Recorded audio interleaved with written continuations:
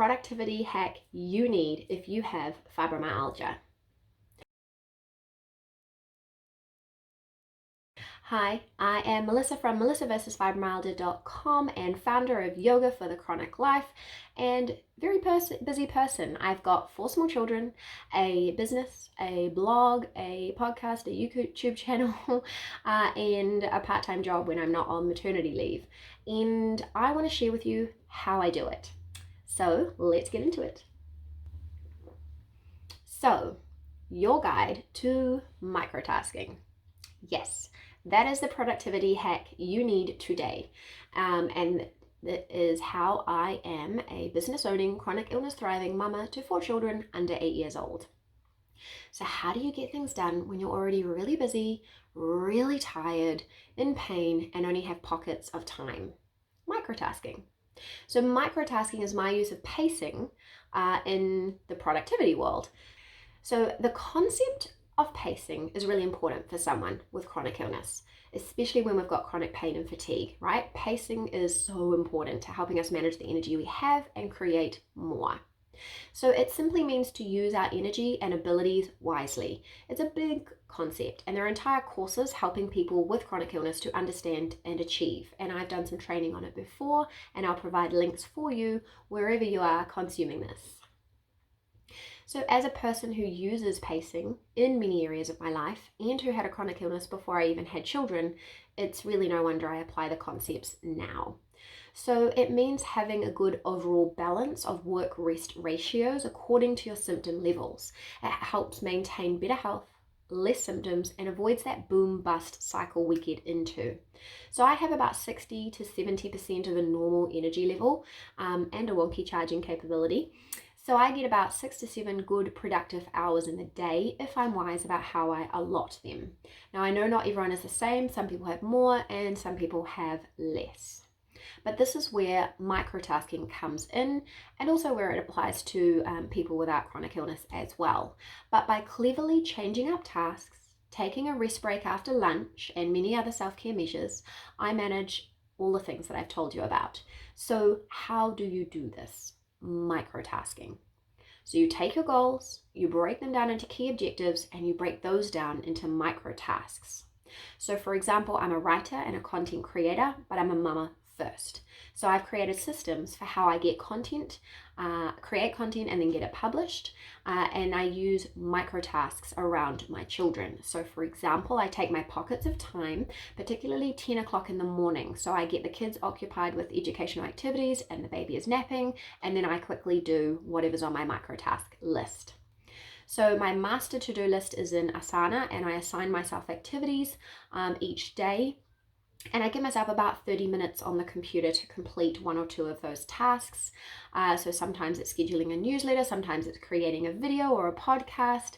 And I also take pockets of time in the day for the writing. So if I'm nap trapped, that means stuck under a sleeping baby, then I'm writing or I'm learning, because upskilling is really important to me. So I'm either taking a lesson from a course I'm doing or watching YouTube or listening to a podcast.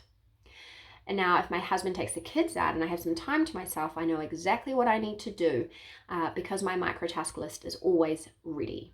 So what types of things can you break into microtasks? So you can use your health promoting routines and your symptom management plans. So for example, I do yoga nidra every single afternoon, whether I'm working or whether I'm with the kids. I get those kids to have rests and naps and everything so that I can go to bed and do 20 minutes with my electric heating pad, and it makes me feel like a new woman.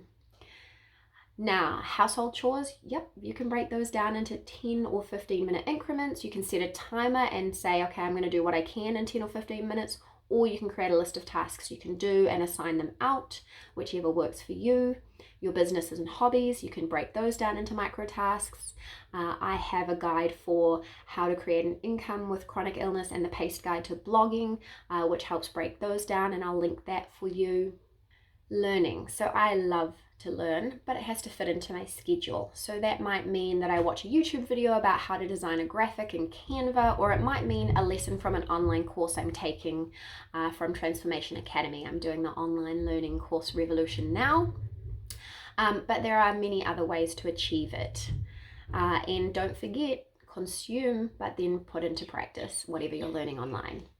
And you can also use it with exercise. I've got a 10 minutes a day series, which you can do in 10 minutes a day, microtasking your exercise. I'll provide a link below. It is free. So what do you need to do to be able to do this, microtasking these things? The first is that you've got to plan well. So you need a master list of objectives or what you need to do, which you can break down into those smaller to-dos. Now, I think it's important to create habits around it. So if you take one time, that's 15 or 30 minutes for your microtasking, and make it a habit each day. So for me, that was my 10 a.m. each day. But that helps you to just really get into the rhythm of doing it, and helps you to learn how to break your microtasks down and what you can achieve in your times. And the last thing is just do it. It's so easy to say, okay, I'm too tired, or okay, I've got to do this or that. But just think of what can I do rather than everything else. I think that's really important. I need to have a chat about that one day, actually, that reframing and saying, what can I do? Because I think that's been really important for me managing. It'll be so easy for me to say, I've got 4 kids. I've got a job, I've got fibromyalgia, I can't. But actually, instead, I've said, what can I do now? What can I do now? And planned it all out. And I might be much better now, but I was doing all these things even several years ago before I was better. So there's always something you can do, and you can always break it down. And I know it's a bit tricky because you've got to do the initial planning, but once you've done your planning, it's easier. Now, I use Asana.